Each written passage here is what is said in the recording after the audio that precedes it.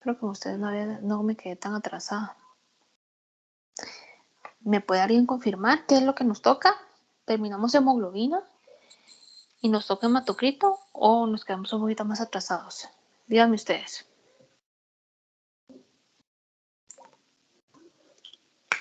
Sí terminamos, doctor. Va, perfecto. Entonces solo voy a hacer un pequeño review. Espero que estén atentos, que anoten.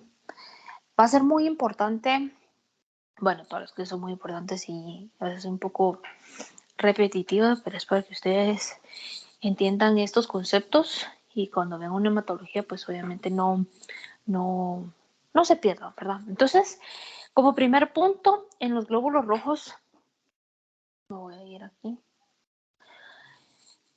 tenemos el recuento de glóbulos rojos o de eritrocitos, ¿ya? Que nos va a decir cuántos millones tenemos, ¿sí? El segundo valor que tenemos es la hemoglobina. Y si recordamos, pues es una hemoproteína, que dentro de esta hemoproteína, pues vamos a transportar 4 moléculas de oxígeno. Entonces, y recordar otro término muy importante es que la hemoglobina es la que nos va a dar el color al eritrocito. Y eso es muy importante porque vamos a ver otro parámetro más adelante que en este caso pues nos va a hablar de hipo o hipercromía. Después, como tercer valor, que es lo que tenemos ahí en azul, es el hematocrito. Ahora, el hematocrito tiene, no sé por qué se guarda, es un valor muy importante, pero en este caso, ya, este valor va a estar influenciado o en este caso el valor que nosotros tengamos va a estar determinado por otras constantes. Ya les explico a detalle. Quiero que nos imaginemos a los eritrocitos formados como cuando nos formaban en el colegio, del más grande al más chiquito, o por lo menos a todos así en filita, tomando su distancia, uno tomaba la distancia con el de enfrente estirando el bracito. Ahí teníamos ahí, todos formados en el patio, ¿verdad? Sección A, sección B, sección C, y así se llevan todas las secciones, pero todos estamos formaditos en filita, sí, bien ordenaditos. Quiero que ustedes visualicen así, en filita, todos los eritrocitos bien formaditos, bien formaditos, bien formaditos, y como que o nosotros midiéramos qué espacio están ocupando estos eritrocitos. ¿Listo? Entonces, es el volumen de eritrocitos, ¿ya? Con relación al volumen total de sangre. Esto es muy importante porque, como les decía, es un valor que va a estar determinado por otra constante, que en este caso es el volumen total de sangre. Es importante, como cualquier hematología, que nuestra muestra esté anticoagulada. En este caso, lo que hace el equipo automatizado literalmente es como formar los eritrocitos sin medir esta distancia, ¿ya? Porque si no estuviera este anticoagulante, pues obviamente pues van a estar las plaquetas, va a venir todo lo que son los factores de coagulación, van a activarse y van a formar una maraña que nosotros conocemos como un coágulo, ¿ya? Y ahí coagulada la sangre, pues obviamente no vamos a poder venir, los vamos a poder uniformar, ¿ya? ¿Qué es lo que hace este valor? Ahora, es el porcentaje que ocupa la fracción sólida de una muestra de sangre anticoagulada, que es lo que les decía, al separarse del plasma. Vamos a ver un ejemplo a continuación. Entonces, lo que hace el hematocrito literalmente es venir y formar a los eritrocitos todos al final, y medir, ¿ya?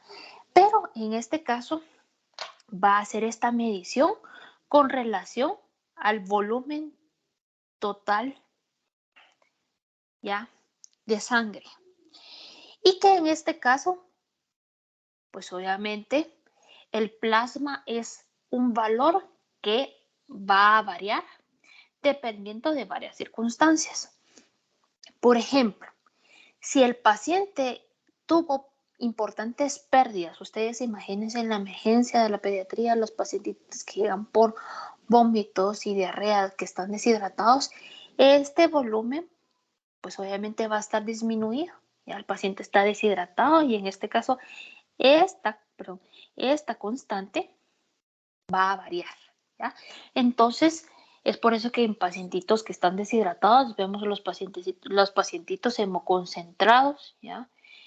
Y vamos a ver qué fenómeno pasa después en los pacientes hemoconcentrados, ¿ya?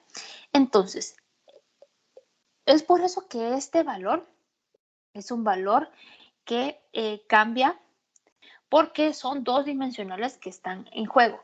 No solo la masa de eritrocitos bien formaditos, ¿ya? Sino que también el volumen total de sangre.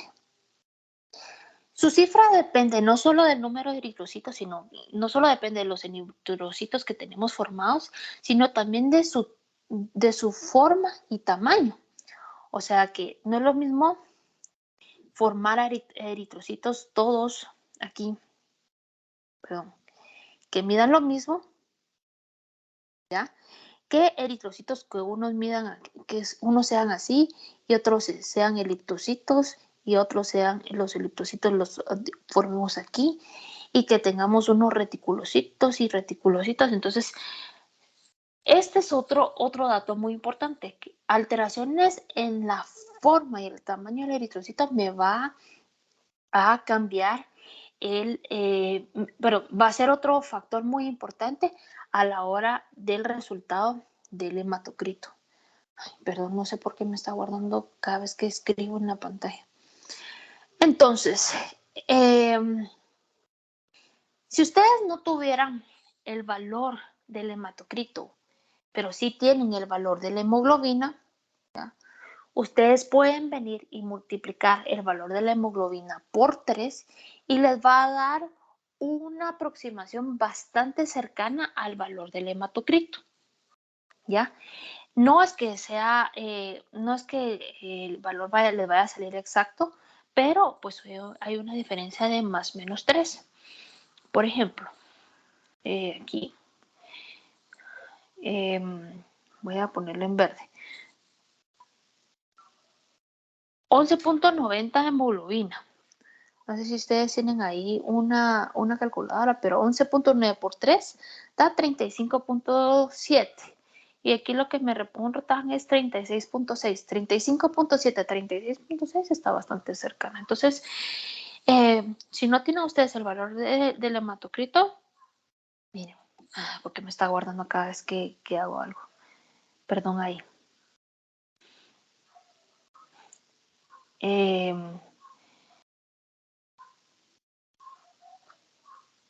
Multiplicando, perdón, 3 veces la hemoglobina, pueden ustedes tener un valor bastante acercado del hematocrito. Perdón, voy a poner a cargar el iPad porque ya está exigiendo batería. Lo que sí es que si escuchan un poco de ruido a mi alrededor, pues de plano es la bebé ahí jugando. Porque me quité los audífonos, si no, no puedo cargar el iPad. Entonces, ¿por qué es importante el resultado del hematocrito?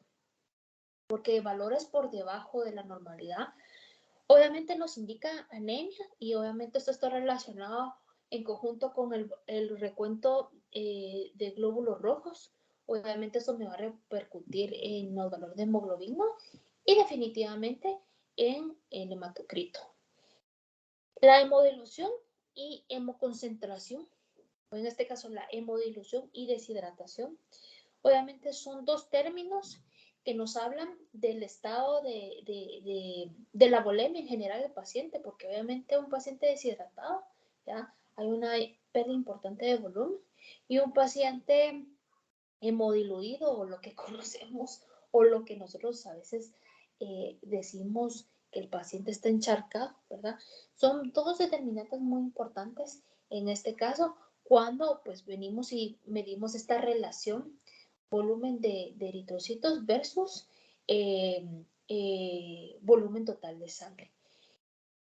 Sucede que bueno, en los pacientes, ustedes que están en la emergencia de la pediatría, bueno, los que están rotando ahí ustedes que están en la pediatría, si ustedes le hacen una hematología a un paciente y está con algún grado de deshidratación o está en un choque hipovolémico, puede ser que vean el hematocrito alto, ¿ya?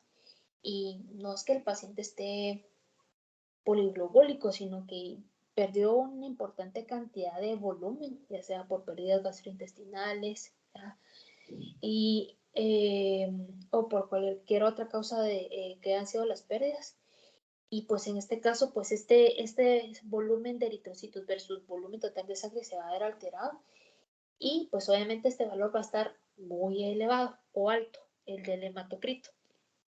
Pero después que el paciente ya esté hemodinámicamente más estable, independientemente del plan que se le haya instaurado, pues ya veamos al paciente con mejor turgencia de piel, ya sin enoftalmo, sin signo de pliegue, ya haya mejorado la frecuencia cardíaca, pues ya esté con las mucosas más secas, con lágrimas, pues obviamente, pues, y le hacemos una hematología control, puede ser que veamos una caída importante del hematocrito. Y no es que el paciente haya perdido sangre, ¿verdad? Sino que el primer valor, ¿ya? Nos habla de hemoconcentración, de deshidratación. Y el segundo valor nos habla de un valor más real, ya que el paciente ya está euvolémico, ¿verdad? Y obviamente con un mejor estado de hidratación. En pacientes con leucemias, vamos a ver regularmente valores disminuidos, ¿verdad? En pacientes generalmente están anémicos, aunque no todos, ¿verdad? Pero pues hay una alteración importante en la eritropoiesis en estos pacientes y por lo tanto, si están disminuido el recuento de hemoglobina, perdón, de glóbulos rojos, pues solamente como les decía, ¿verdad? Al formar a todos los eritrocitos y ver qué espacio ocupan, pues obviamente, si hay bajo recuento de eritrocitos, obviamente va a dar un hematocrito bajo. En hemorragia, definitivamente, ¿ya? Recordemos que cuando hay hemorragia, pues no es que solo se esté perdiendo un glóbulo rojo, sino que ahí se está perdiendo pues de todo.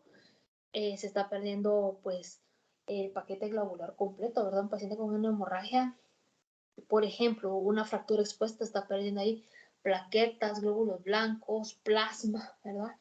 Entonces, obviamente, pues se está perdiendo una masa importante de eritrocitos y por lo tanto este valor va a estar disminuido. En pacientes con cirrosis también. Y la hemólisis lo que nos habla es destrucción, ¿verdad? Y los eritrocitos destruidos pues no cuentan, no se pueden formar y por lo tanto no se contabilizan. Importante recordarles que la dimensional del hematocrito pues es en porcentaje, ¿ya? Porque como les decía, estamos relacionando dos dimensionales, ¿ya? Ahora, ¿qué me habla de en qué pacientes podemos encontrar un hematocrito alto? Pues obviamente nos indica policitemia definitivamente y esto está relacionado a una poliglobulia importante con un recuento de eritrocitos elevado. Como les decía, en pacientes deshidratados lo podemos ver transitoriamente y después una caída o un hematocrito más real cuando el paciente ya está euvolémico. En pacientes con eritrocitosis también y en un estado de shock. Volvemos a mencionar, les vuelvo a mencionar la definición, ¿verdad? Es el volumen de eritrocitos con relación al volumen total de sangre.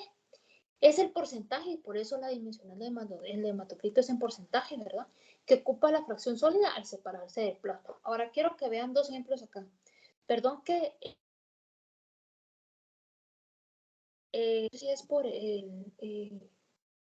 no sé por qué me está guardando, pero mira, pues, si yo voy a hacer una línea, es la mismo volumen, misma masa de eritrocito, pero hagan de cuenta que no me torcí. La misma masa de eritrocitos aquí todos formados, ¿ya? ¿Ya? Y en este caso el equipo mide la distancia, ¿ya? Pero en este caso, si ven aquí, hay menos plasma, ¿ya? Entonces este valor con respecto a esto, pues obviamente me va a dar un hematocrito alto. pero este valor, que es el mismo, con un nivel de plasma o valores más altos de plasma, ¿ya? Por que en este caso el volumen total de sangre es mayor, me va a dar un valor menor, ¿ya? Entonces, en pacientes deshidratados con volumen plasmático bajo, me va a dar un nivel de hematocrito alto. Y en pacientes con un volumen de plasma alto, ¿ya? Los pacientes que les decimos como encharcados, aunque sea el mismo volumen de eritrocitos, me va a dar un porcentaje de hematocrito bajo. Ahora, ¿qué valores? Pues obviamente los valores normales también cambian con respecto a la edad.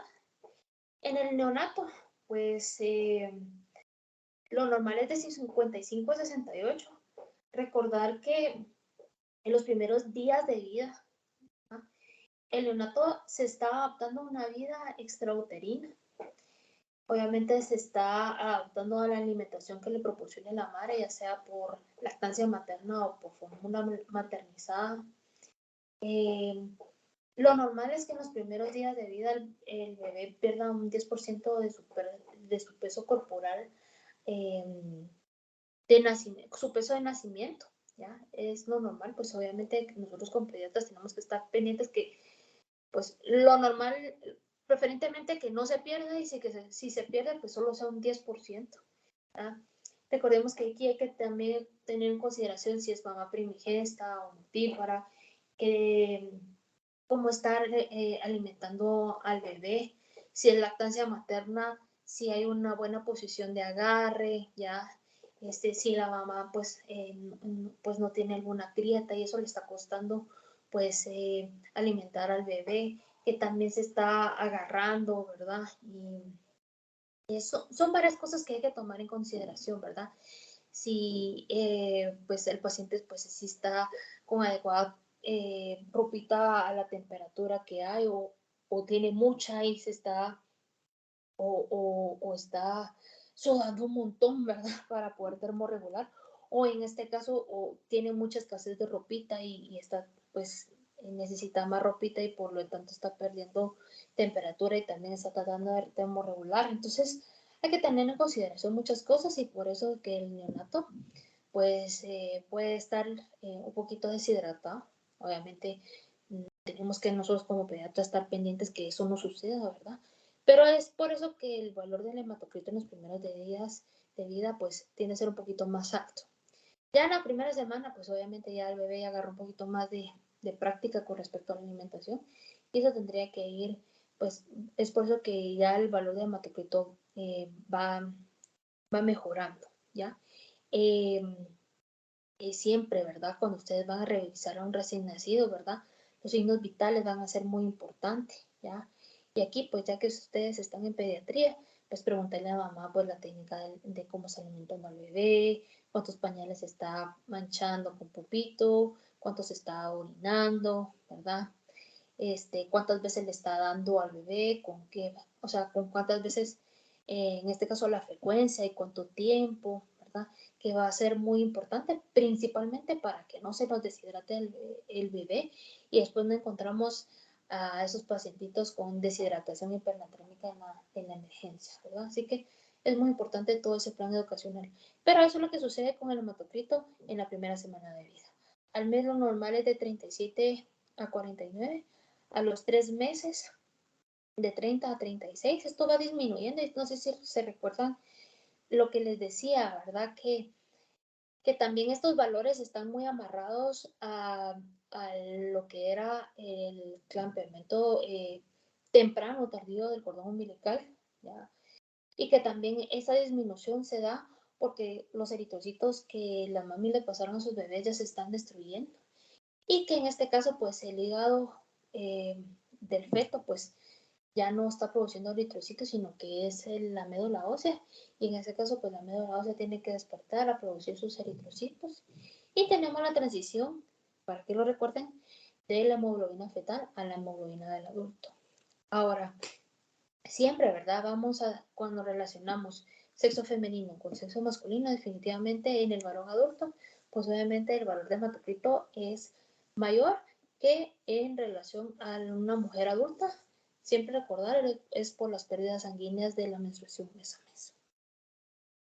Ahora, entonces tenemos como primer punto, nos dice cuántos millones de eritrocitos tenemos. El segundo punto es la hemoglobina, que nos habla de cómo está esta hemoproteína dentro del eritrocito. El tercer punto nos habla de la relación de cuántos eritrocitos tenemos por volumen de sangre. Y este cuarto parámetro ya nos va a hablar de tamaño. Literalmente, eso es lo que va a hacer este parámetro, el volumen corpuscular medio. Nos va a agarrar el eritrocito como nosotros agarramos a los pacientes en la emergencia, así como que les quitamos los zapatitos, venimos y ubicamos bien al pacientito formadito, sin sus piernas dobladitas, ¿verdad? Bien rectecitos, vemos que la cabeza esté mirando al horizonte, ¿verdad? Y tallamos o medimos en el tallímetro al niño o niña. Literalmente eso lo que hace este valor es tallar al eritrocito. ¿Cuánto mide? ¿Ya? Ahora, como dice el término, el volumen nos habla de tamaño y corpuscular es cuerpo. ¿Qué tan grande o qué tan pequeño es el eritrocito? Este es un índice que nos habla del volumen, o sea, tamaño del eritrocito. Las unidades son femtolitros y si se recuerdan, voy a regresar aquí unas diapositivas. Perdón, la regresadera. ¿Se acuerdan de los femtolitros? Aquí lo puse, ¿ya? Literalmente este parámetro, perdón, este parámetro, el volumen corpuscular, va a utilizar la dimensional femtolitros y nos va a hablar de qué tan altos o qué tan bajitos o chaparritos están los eritrocitos, utilizando las dimensionales o la unidad de femtolitros. Resulta de utilidad a la hora de clasificar las anemias. Ahora, hay ciertos datos que nos pueden alterar este valor, ¿ya? Que son la distorsión en la forma, porque no es lo mismo medir al eritrocito de aquí para acá y que de aquí para acá, no, cambie de color, que sabemos que va a ser el mismo diámetro, ¿ya? Que medir un eritrocito de aquí para acá, que medirle de aquí para acá. Obviamente eso va a ser, nos va a alterar este valor, ¿verdad? Y pues obviamente la presencia de eritrocitos jóvenes, que es lo que conocemos como reticulocitos, obviamente pues nos va a alterar el volumen corpuscular. Vamos a ver los reticulocitos más adelante. Ahora, perdón, no me deja avanzar esto.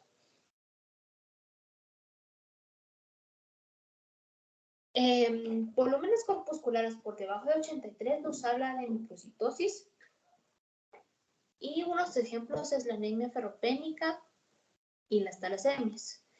Arriba de 97 femtolitros es lo que conocemos como macrocitosis, o sea, glóbulos rojos grandes.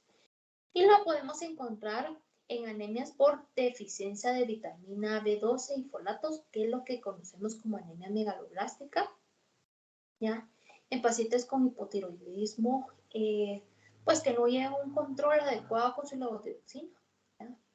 En hepatopatías crónicas, principalmente de tipo alcohólica y en síndromes mielodisplásicos, en algunos síndromes mielodisplásicos. Ahora, si se recuerdan, la hemoglobina, pues es una hemoproteína que literalmente es la que le da el color al eritrocito. Entonces, este valor, que es el MCH, se llama hemoglobina corpuscular media y como lo dice el nombre, nos va a medir la cantidad de hemoglobina dentro del eritrocito. Y como está esta imagen, por eso me encanta que vean las presentaciones y estén atentos. ¿Por qué? Porque así se les queda más. Entonces nos va a decir qué tan pintados o qué tan despintados están nuestros eritrocitos. Expresa la cantidad de hemoglobina en un eritrocito. Es un índice que traduce el peso promedio de la concentración de hemoglobina que tiene un eritrocito. ¿ya? Y es de importancia en el tratamiento de las anemias. La unidad que se utiliza son picogramos y por debajo de 25 hablamos de hipocromía. Un ejemplo es la anemia ferropénica y por arriba de 35 hablamos de hipercromía que la encontramos en anemias macrocíticas.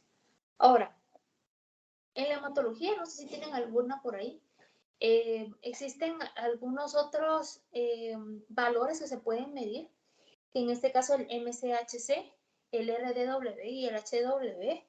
No todas las hematologías lo reportan, quiero que lo tengan en cuenta.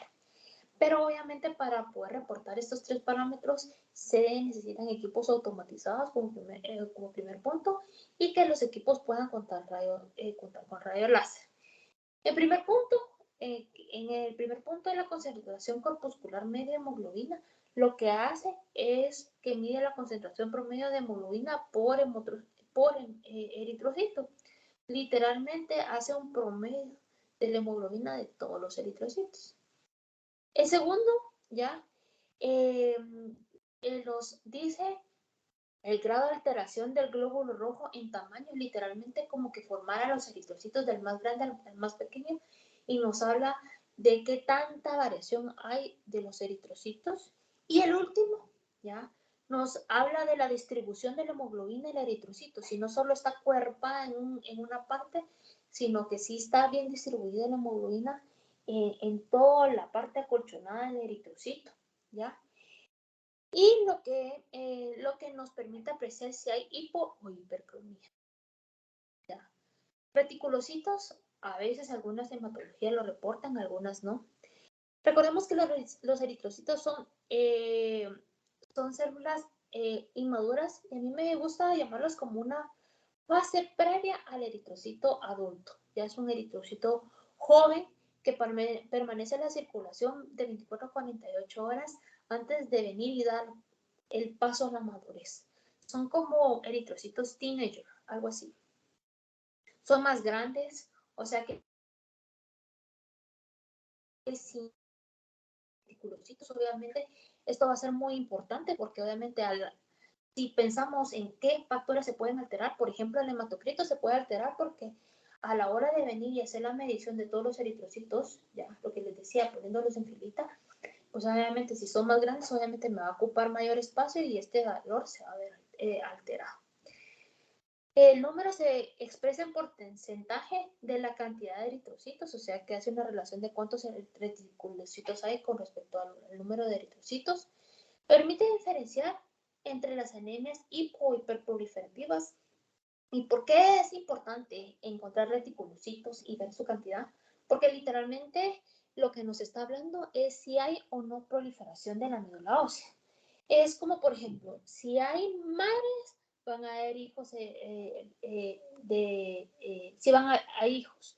Y en este caso, pues lo que nos está diciendo, si hay eritrocitos eritrocitos jóvenes, es que en algún momento pues se está dando la eritropoiesis, ¿ya? Y que si bien no son células que estén maduras, están en fase o están a un paso de. Entonces, si no encontramos reticulocitos, tenemos que pensar o buscar si no hay alguna alteración a nivel de la médula ósea o hay algún precursor que no se esté dando como la eritropoyetina para que no se, y que por lo tanto no se está dando la eritropoiesis. Pero si hay eritrocitos jóvenes, eso quiere decir, si hay niños, si hay jóvenes, hay adultos en potencia, hay vida y así dicen algunos eslogans. me vi un poquito así como, no sé, como propaganda para presidencia. Permite evaluar pérdidas hemáticas, ¿ya? Porque si hubo una pérdida, pues obviamente el cuerpo tiene que compensar esta pérdida y si hay reticulocitos es porque obviamente el cuerpo se da cuenta y en este caso, pues obviamente se está dando la eritropoiesis y pues estos son eritrocitos que si bien están ahorita de fase madura, van a llegar en unos días, en unas horas a tornarse en eritrocitos maduros. La reacción de la médula ósea a la anemia y los resultados del tratamiento contra las anemias. Así que, importante, no entro en detalle con respecto a las anemias, porque obviamente eso es otra clase, pero a la hora de clasificar las anemias y valorar su tratamiento, pues la hematología es el primer detalle o el primer estartazo o la primera red flag, ¿ya? Porque a partir de ahí, pues obviamente con una alteración, ¿verdad? En la serie roja, nos haría a medir los niveles de reticulocitos, nos haría a medir la ferritina, los folatos, también nos haría a, pues si se considerase, pues consultar al hematólogo, ¿verdad? Evaluar la morfología en el frote periférico, ¿verdad? Ver si de verdad si hay o no alguna alteración en la forma.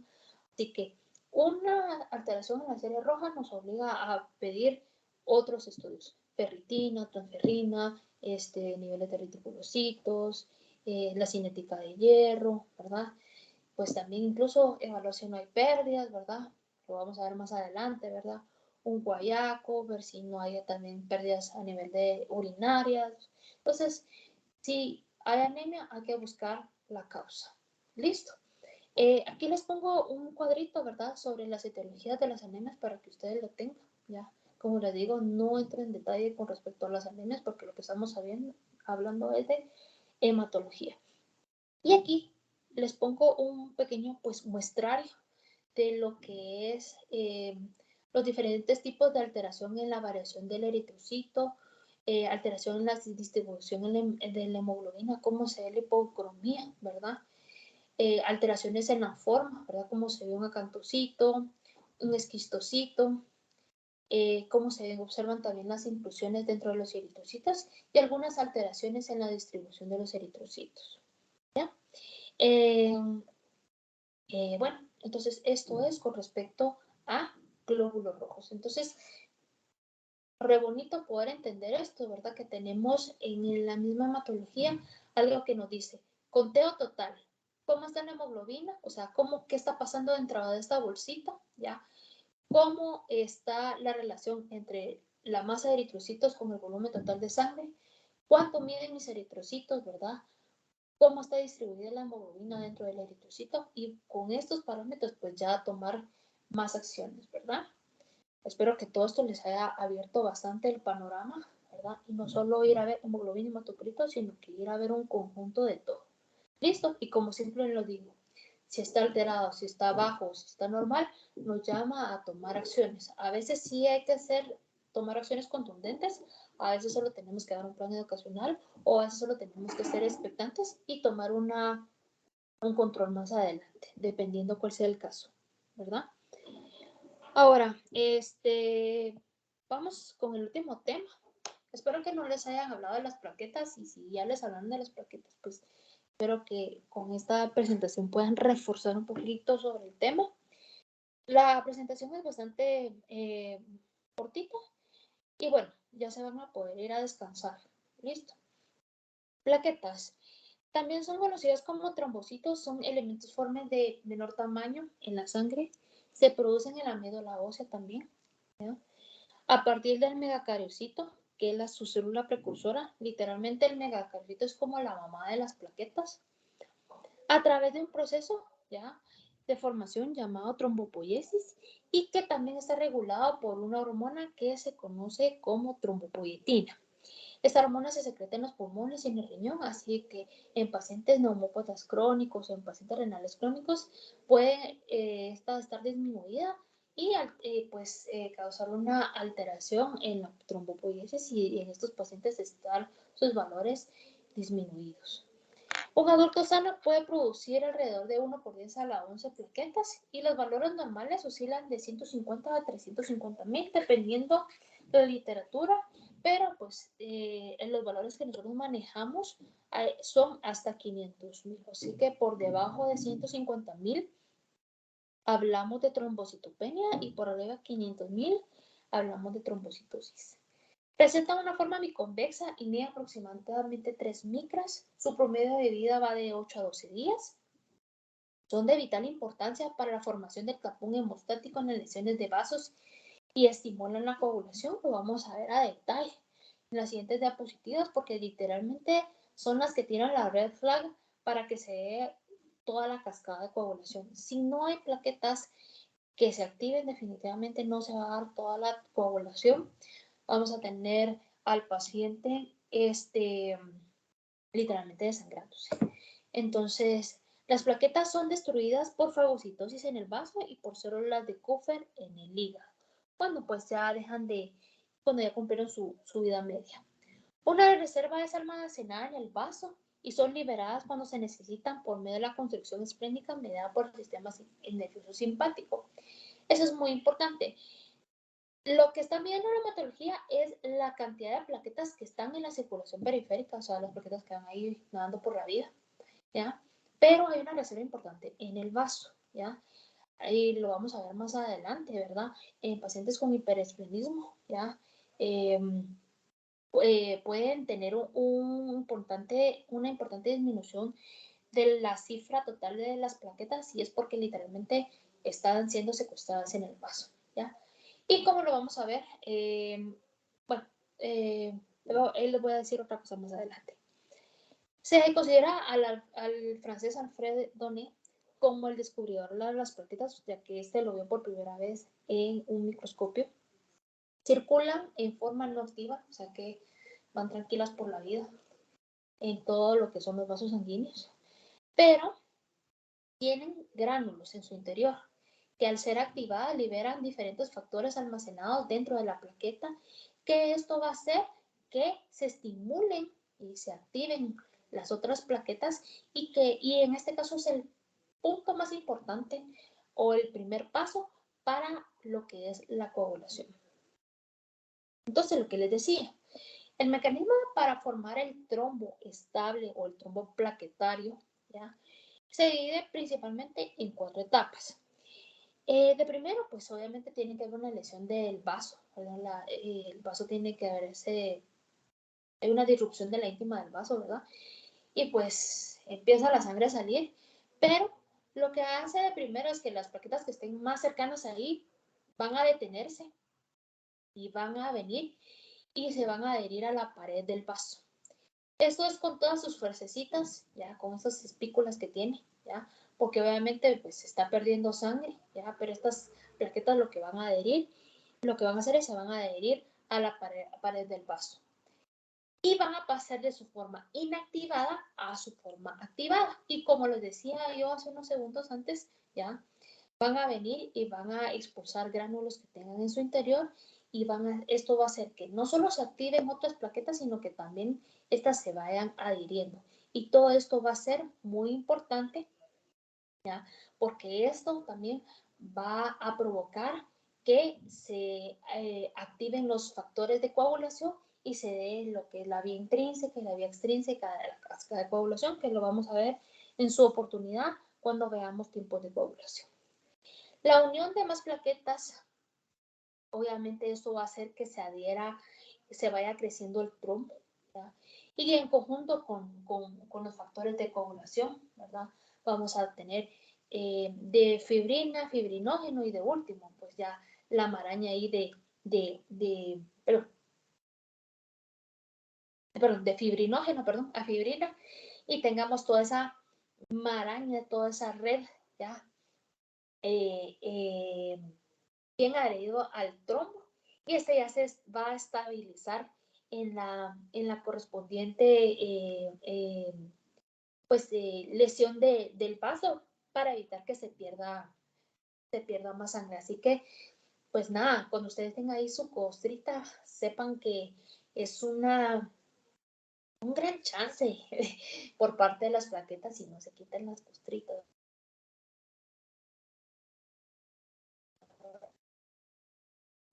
Para protegerlos a ustedes. Eh, un pequeño meme. Un pequeño meme para que se rían a esta hora. Ahora, cuando las cifras se encuentran por encima de la normalidad, que es lo que les decía hace un rato, pues es lo que nos conocemos como trombocitosis, estamos hablando por arriba de 500,000. Cuando las cifras se encuentran por debajo de la normalidad, es lo que conocemos como trombocitopenia y esto se puede clasificar como lo vamos a ver más adelante. Suele considerarse relevante cuando el recuento es por debajo de 100,000. A veces van a encontrar ustedes pacientes con 130, 140, tranquilos por la vida. Dependiendo, este valor va a ser muy importante si presenta o no algún signo clínico. ¿Listo? Es raro que aparezcan sangrados espontáneos por debajo por arriba de 50,000, ¿verdad? Y pues hay algo que se llama tromboastenia, donde literalmente la plaqueta pues tiene una alteración de la función. La verdad es que a mí me gusta ver la tromboastenia como cuando estamos posturno, ¿verdad? Que estamos posturno y con hambre, ¿verdad? Estamos presentes, cumpliendo con la asistencia, estamos, pero no estamos. Quisiéramos estar en la camita descansando, pero estamos en clase. Algo así sucede esto. Estamos presentes, pero no estamos funcionando. ¿Ya? Entonces, eso es lo que conocemos como tromboastenia. Vamos a hablar de la trombocitosis y la trombocitopenia y vamos a ver sus principales causas y cómo la vamos a clasificar. La trombocitosis, recordándoles, es un aumento del recuento de las plaquetas por arriba de 500,000 y tenemos una causa primaria y una causa secundaria. La causa primaria es, bueno, vemos una trombocitosis en síndromes mieloproliferativos. Ahora, quiero que recuerden esto muy bien. En síndromes mieloproliferativos podemos tener dos cursos, o trombocitosis o trombocitopenia, dependiendo, ¿verdad? Pero podemos tener este fenómeno, un aumento importante de las plaquetas. Tras episodios trombóticos, pues obviamente un trombo dentro del vaso pues va a activar plaquetas y esto va a hacer que las plaquetas que estén en el vaso salgan a la circulación periférica y obviamente esto me va a aumentar el número, ¿verdad? Y si tenemos en algunos casos de pacientes con policitemia, recordando la policitemia es un aumento del conteo de glóbulos rojos. Entonces, si tenemos en algunos pacientes que tienen policitemia, pueden llegar a tener trombocitosis también. La trombocitosis puede ser secundaria a una hemorragia reciente. Pues obviamente puede ser que en el caso del paciente haya perdido un importante conteo de glóbulos rojos y pues en este caso pues esta trombocitosis se deba a que obviamente su médula ósea pues se activó, identificó la pérdida y en este caso está tratando de compensar esta pérdida, no solo haciendo que las plaquetas que estén guardadas pasen a la circulación periférica, sino que también hacer un aumento, pues de venir y producir más plaquetas, ¿ya? En infecciones agudas, en algunos pacientes se da este fenómeno, ¿verdad? Una trombocitosis de tipo reactiva, ¿ya? En la fase inicial de las infecciones podemos ver este fenómeno porque ya cuando las infecciones son más crónicas o pues obviamente pues estamos hablando de infecciones bastante importantes, pues lo que vamos a ver es una trombocitopenia por destrucción de las plaquetas. Pero en pacientes con infecciones agudas podemos ver una trombocitosis de tipo reactiva y no considerarlo como un factor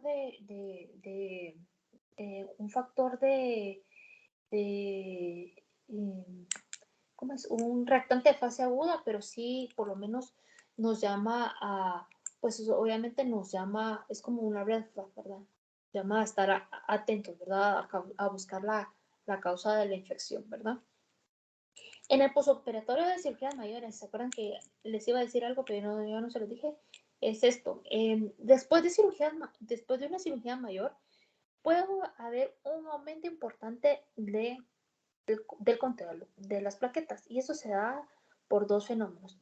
El primero es porque definitivamente el cuerpo se está dando cuenta de que hay una pérdida importante de sangre en el o que hubo un importante, hubo una pérdida importante de sangre durante la cirugía y obviamente, pues como mecanismo de compensatorio, pues va a pasar a desalmacenar ¿ya? Las plaquetas en el vaso. Y también que dependiendo de dónde haya sido la cirugía, ¿verdad? Pero principalmente cirugías abdominales, si en algún momento evaluaron el vaso, pues a la hora de hacer un masaje a nivel del vaso, lo que hace literalmente es eh, venir y hacer una constricción esplénica y pasar estas plaquetitas a la circulación. Entonces, en circulación, en cirugías mayores podemos ver esta trombocitosis tras una esplenectomía, lo que les decía, ¿verdad?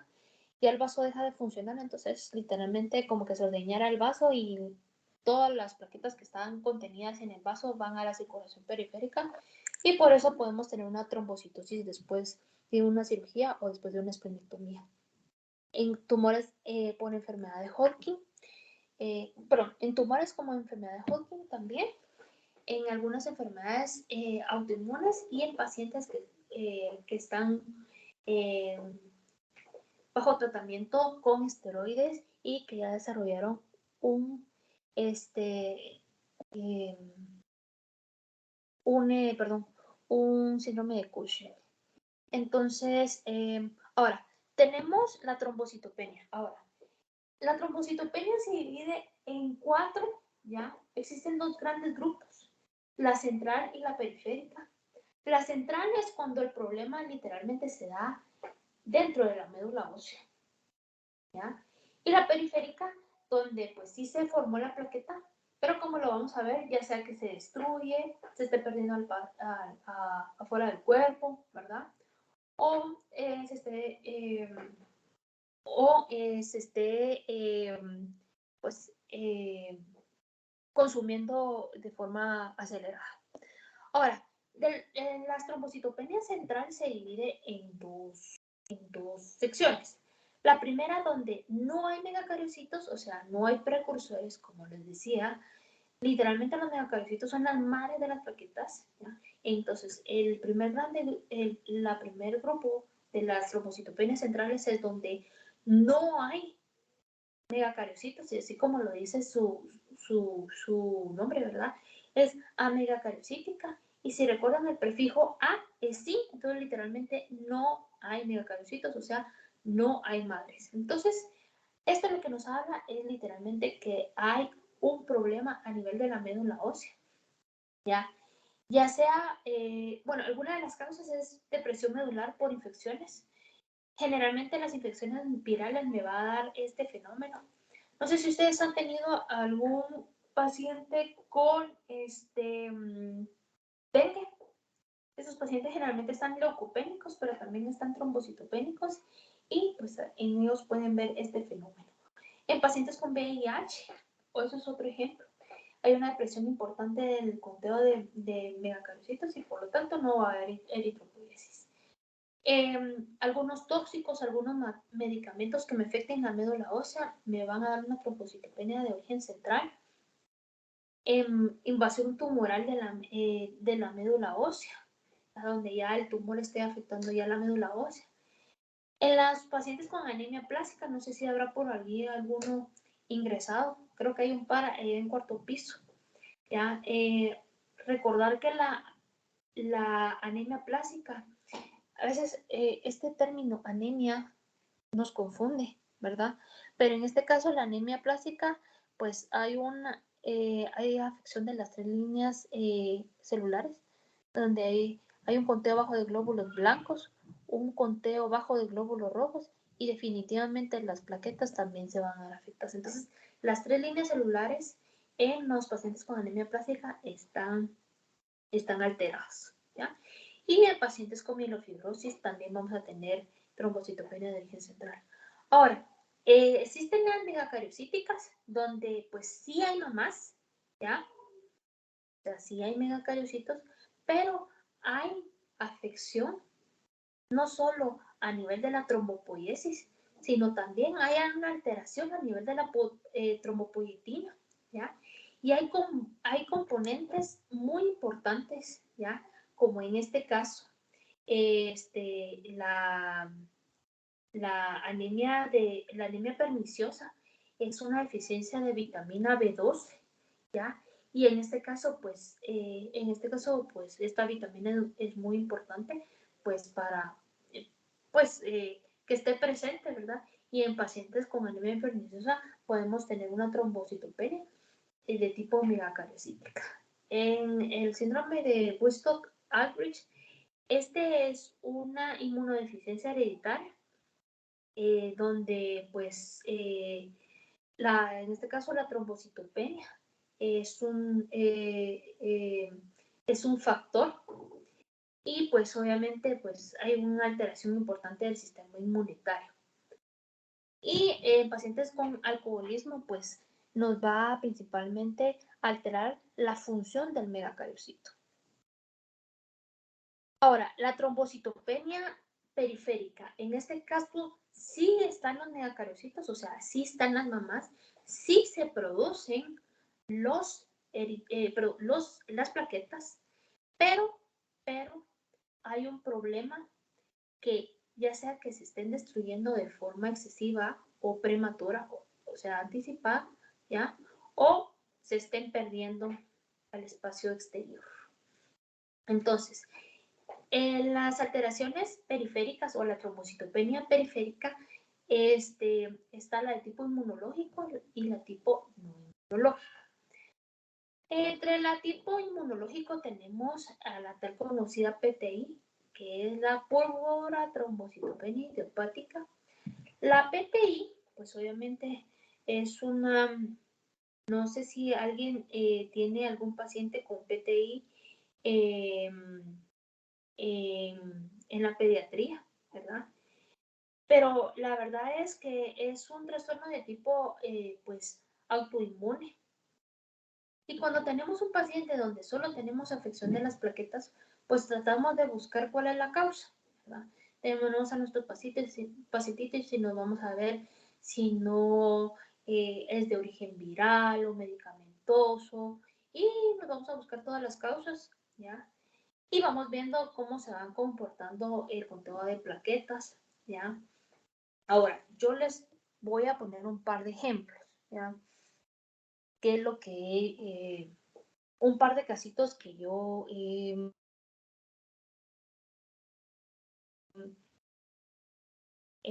la emergencia, y es que, por ejemplo, hace un par de semanas nos llegó una pacientita de medicina interna eh, que llegó a la medicina interna porque tenía 12 años, unos cuantos días, llegó con 3 de hemoglobina y la señorita tenía el antecedente, incluso la mamá lo decía, que ella en la niñez había sido estudiada por una PTI, ¿ya?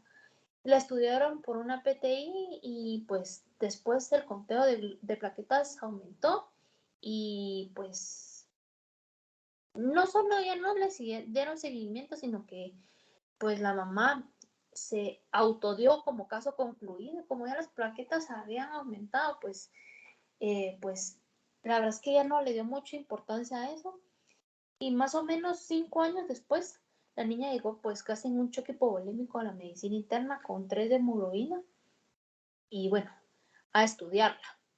¿Qué pasó con esta pacientita? Ya después de hacerle todos sus estudios, ¿verdad? Lo que tenía la pacientita en la actualidad era una anemia plástica. Y es que a veces estas trombocitopenias que están en la niñez son el inicio de algo, ¿verdad? O es el primer signo de algo. O sea que estas PTIs no tendrían que venir y pues ya al aumentar las plaquetas venir y darle caso concluido, sino que hay que estar pendiente de estos pacientitos. Otro ejemplo fue que igual, una niña que también había sido estudiada muchas veces por PTI en la niñez y cuando llegó a los 12 años ya llevaba más signos clínicos, ¿ya? Y alteraciones en sus laboratorios y al final lo que se confirmó fue un lupus. Entonces, igual, no sé si estará todavía, pero en el turno pasado, una niña que llegó al Juan Pablo II, que tuvo COVID el año pasado, ¿ya? Y la estaban estudiando en el hospital de infectología por una PTI, le hicieron un montón de estudios y solo las plaquetas estaban alteradas. En enero incluso la habían vuelto a evaluar, pero ya ahorita otra vez había recaído con COVID. Y cuando le hicieron la hematología con 43,000 glóbulos blancos o con una linfocitosis extrema, tenía como 97% de linfos, tenía ya blastos. Y pues como antecedente era que había tenido una infección viral, en este caso el COVID, a mediados del año pasado, que se había quedado permanentemente con trombocitopenia, y casi 7-8 meses después ya empieza a manifestar la leucocitosis importante, y lo que era pues ahorita es una leucemia. Entonces aguas, cuidado con estas trombocitopenias que empiezan. A veces la trombocitopenia, como les decía, es el primer signo de algo en el futuro. Entonces, algunos fármacos también me pueden destruir de forma excesiva o prematura las plaquetas, como los sales de oro, la quinina, la heparina. Vamos a ver algunos otros fármacos más adelante. Los síndromes mieloproliferativos, lo que les decía, podemos tener una trombocitosis o una trombocitopenia. Los pacientes con cirrosis hepática también pueden presentar trombocitopenia. Y los pacientes con infección por VIH. Ahora, la tipo no inmunológico se da por un hiperconsumo, una destrucción acelerada, pérdida del espacio sideral, no, o sea, no es pérdida al espacio sideral, sino lo que es pérdida afuera del cuerpo, o una destrucción normal. En pacientes con hiperesplenismo, lo que sucede es que literalmente el vaso está secuestrando todas las plaquetas. Como les decía, en fases prematuras de un cuadro infeccioso podemos tener una trombocitosis reactiva, o sea, unas plaquetas elevadas, pero ya un paciente en un cuadro de sepsis o un cheque séptico, lo que vamos a tener es una trombocitopenia importante, y eso se debe a una destrucción acelerada. En pacientes con microangiopatías trombóticas, como por ejemplo en pacientes con SHU, pueden tener trombocitopenia. Recordemos que la trombocitopenia es uno de todos los criterios, ¿verdad? Tienen que tener anemia, un cuadro gastrointestinal como antecedente y demás, ¿verdad? En el síndrome de HELP, ya en los pacientes con preeclampsia, esto se da en el embarazo, pues igual la trombocitopenia es uno de los criterios del síndrome de HELP, así que en mujeres embarazadas hay que también pues evaluar el conteo de plaquetas. En pacientes con coagulación intravascular diseminada, definitivamente. En pacientes con hemangiomas gigantes, como por ejemplo el síndrome de Casa-Bach-Merritt, pues no sé si ustedes han visto algún paciente con síndrome de Casa-Bach-Merritt, que es esta fotografía, donde esta maraña de vasos, ¿verdad? Lo que provoca es que que las plaquetas se queden ahí trabadas, literalmente, ¿ya? Entonces, pues eso obviamente va a repercutir en la circulación, en el conteo de plaquetas a nivel de la circulación periférica. Entonces, pues ahí se ve la evolución este hemangioma gigante sin tratamiento, y ya después con el tratamiento correspondiente. Y en los pacientes que son sometidos a circulación extracorpórea o hemodiálisis, estos pacientes pueden tener un ligero conteo de plaquetas disminuido, y es que al pasar la sangre por estos filtros hace que se queden trabadas las plaquetas por ahí en estos filtros. Entonces estos pacientes tienen disminuidas sus plaquetas, pero es por secuestro de las plaquetas en el paso de la sangre por estos filtros. Ahora, cuidado con los medicamentos, ¿verdad?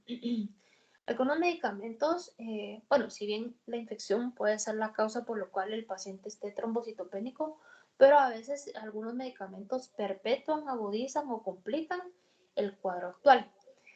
Si ven ahí algunos antibióticos conocidos como la vancomicina, trimmetoprim, sulfamethoxazol, la piperacilina, pues pueden venir y, como les decía, complicar, agudizar o comprometer el conteo de plaquetas. También medicamentos como el etambutol, la rifampicina, que son antifímicos, ¿ya? O sea que nuestros pacientes con tuberculosis tenemos que estar pendientes del conteo de plaquetas. Y otros medicamentos de uso que usamos de forma cotidiana, como la carbamazepina, la fenitoína y el ácido valproico, en nuestros pacientes que convulsionan, pues obviamente sí puede repercutir en el conteo de plaquetas. Por ejemplo, el ácido valproico es uno de los que más nos puede venir y comprometer el conteo de plaquetas, incluso si el paciente está ya trombocitopénico y necesitamos instalar un anticonvulsivante. Definitivamente el ácido valproico no es la mejor elección porque obviamente eso nos va a disminuir de forma importante el conteo de plaquetas y esto pues repercutirle al paciente y en algún momento pues sí ser una causa de que el paciente pueda venir y pueda sangrar. Ahora, ya vamos a terminar. Entonces, les puse este acrónimo, ¿verdad? Las principales causas de trombocitopenia, pues tenemos la púrpura, ya sea trombótica o idiopática, los procesos linfoproliferativos. En los procesos linfoproliferativos también podemos encontrar trombocitopenia. En pacientes con procesos autoinmunes, por ejemplo, pacientes con lupus eritematoso sistémico, síndrome de antrifosfolípido, pacientes con PTI, definitivamente van a presentar trombocitopenia. En pacientes con trastornos medulares, ya sea que tengan leucemia, megaloblastosis o anemia plástica, definitivamente lo podemos encontrar. En pacientes con enfermedad microangiopática, o sea, a nivel vascular. En los pacientes con problemas crónicos del hígado, ¿ya? Que ya presentan una cirrosis, definitivamente podemos encontrar trombocitopenia. En el embarazo no es normal. Si encontramos trombocitopenia, pues definitivamente tenemos que ir a buscar los criterios de síndrome de HELLP. Importante también vigilar la presión arterial, ¿verdad? Porque definitivamente pues no solo está en riesgo pues la mamita, sino también el bebé. Los tóxicos, ¿ya? Y los fármacos también nos pueden disminuir el conteo de plaquetas y la sepsis definitivamente por un aumento del consumo y un aumento de la destrucción de las plaquetas. Ahora, la trombocitopenia, como les decía, es un recuento por debajo de 150,000 y la podemos clasificar en tres, como leve, moderada y severa. La leve es cuando el conteo va de 100 a 150,000, la moderada de 50,000 a 100,000 y severa cuando el conteo es por debajo de 50,000. Ahora, es muy importante que nosotros, pues, si vamos a someter al paciente a algún procedimiento, desde un procedimiento sencillo como un procedimiento dental, ¿ya? O una cirugía, ya sea electiva o una cirugía de emergencia, sepamos el conteo de plaquetas, porque obviamente pues, ponemos en riesgo la vida del paciente si este no tiene un conteo normal de plaquetas, porque, por ejemplo, un paciente pues que vaya a ir a una cirugía mayor y pues tenga aunque sea 50,000 plaquetas, pues incluso puede llegar a presentar un choque hipovolémico, ¿verdad? Incluso pacientes que tienen menos de 20,000 plaquetas pueden venir y de forma espontánea pueden empezar a sangrar y menor de 10,000 plaquetas, pues el paciente incluso puede estornudar o incluso defecar en el baño y literalmente empezar con una hemorragia activa que va a ser muy, muy difícil de contener. Entonces, ¿se recuerdan que teníamos el volumen corpuscular medio? Aquí también tenemos el volumen plaquetario medio, ya que es el valor que casi siempre lo reportan por debajo del conteo de plaquetas, ¿ya? Y así como lo decía, quiero que regresen unos cuantos minutos atrás, ¿verdad? Cuando les hablaba del volumen corpuscular medio y tenía el eritrocito formado ahí tratándose de medir con el taquímetro. Esto es literalmente lo mismo. Volumen plaquetario medio lo que nos va a estar hablando es el tamaño medio de las plaquetas. Utilizamos la misma unidad que es el volumen plaquetario.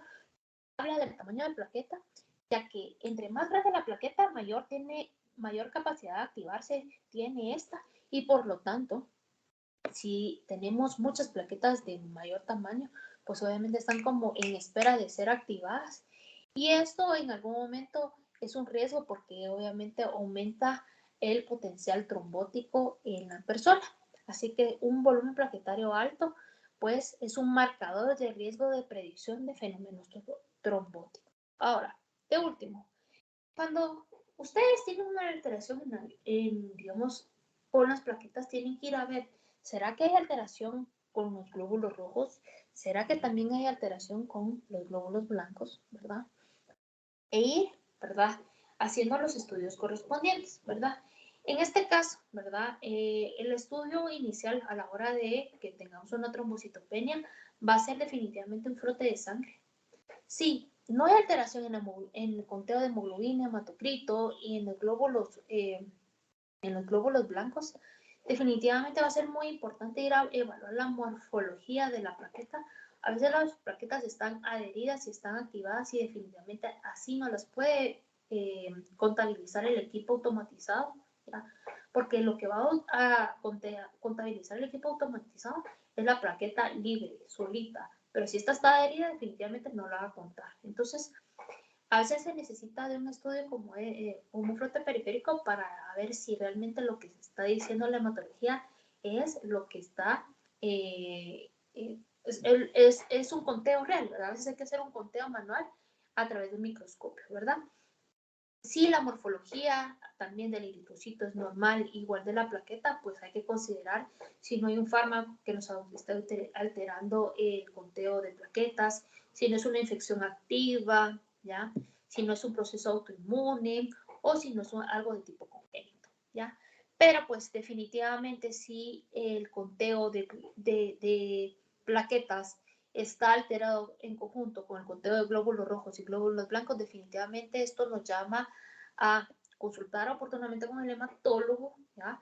Y solicitar un examen de médula ósea y ya pues el hematólogo pues reportará lo que esté evaluando en ese examen.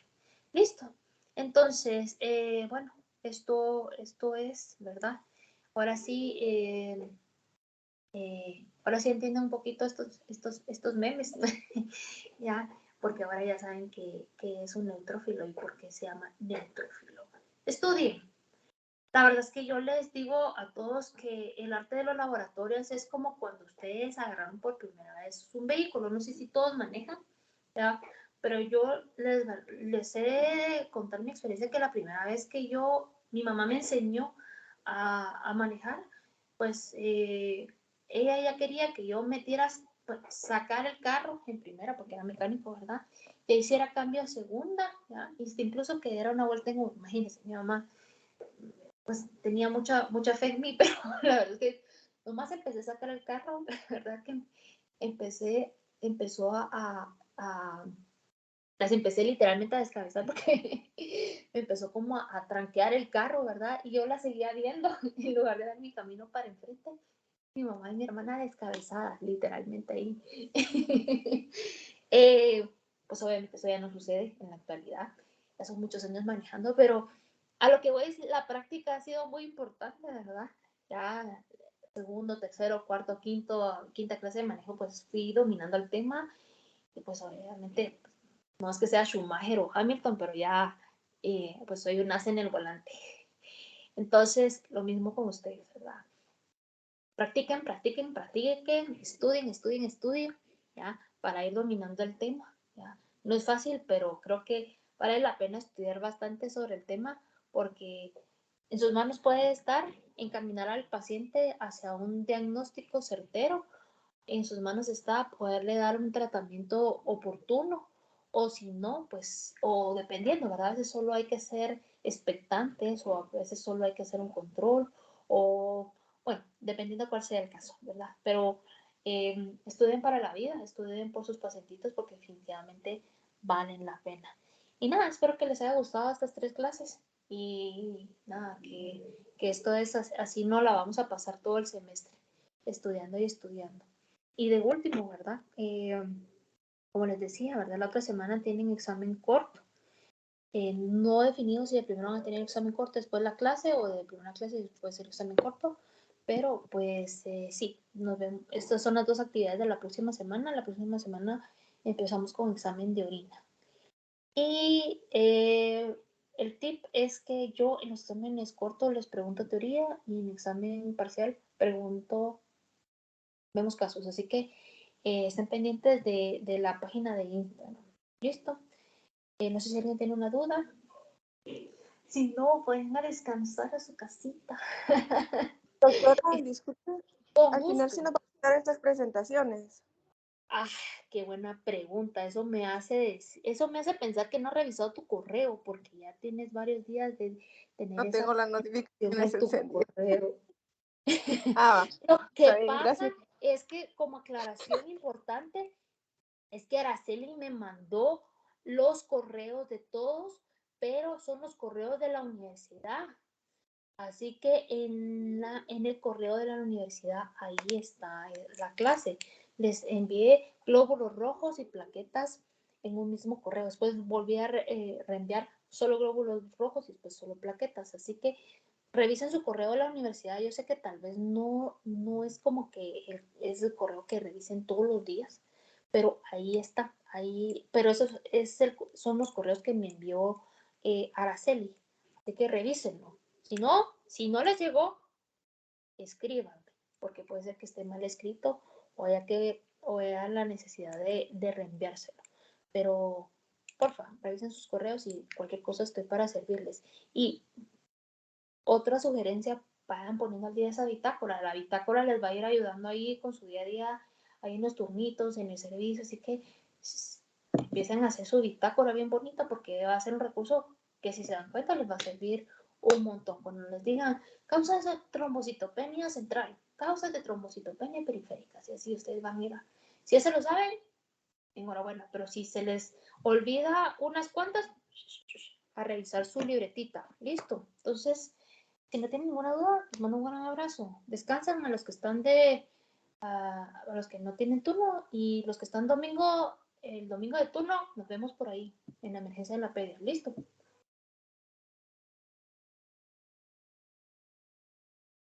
Bueno, cuídense mucho. Gracias, doctora. Gracias por todo, gracias por la atención. Espero que les haya gustado la clase. Listo. Un abrazo. Dios los bendiga. Pórtense bien. Listo, doctora. Bendiciones.